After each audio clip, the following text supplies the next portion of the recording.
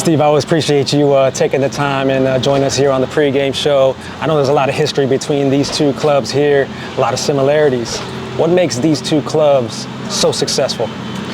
I think both obviously have good players. I think first and foremost that's the biggest reason why both teams are also successful. I think both clubs are run in a fashion that success is the most important thing, and everything we do at LAFC is revolved around winning games. And our owners are fully committed to give us the resources and able to do that. And judging from afar, I believe Seattle as well. I think continuity on the coaching side also helps, and with Bob here for the first 4 years, and myself now in year 2, and Brian being there for a number of years in Seattle also helps. But first and foremost, the biggest reason is they recruit good players, and so do we.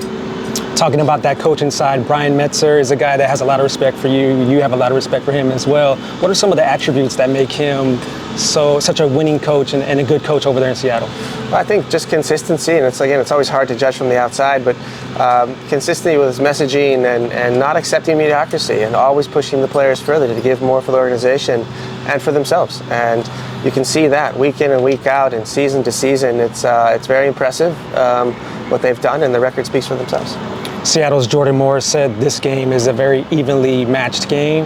He said that this one for them, it's going to come down to team defense. For LAFC, what does this match come down to? Yeah, I think it's about small moments in the game. Who can decide small moments for themselves? How good are we in our own in-box defending, and are we prolific and lethal on the other end? And I think it comes down to those very, very few small moments, possibly a set piece, and we'll prepare for that. LAFC have a chance to make more history in this renewed rivalry here if you guys knock them out of the playoffs for the first time. How special would that be? We understand, going off of last season, how amazing and special playing in a final can be, and that is our motivation, to try to repeat that moment, give ourselves another chance. And it just so happens to be that Seattle is in our way, and we'll do our best to get them out of the way.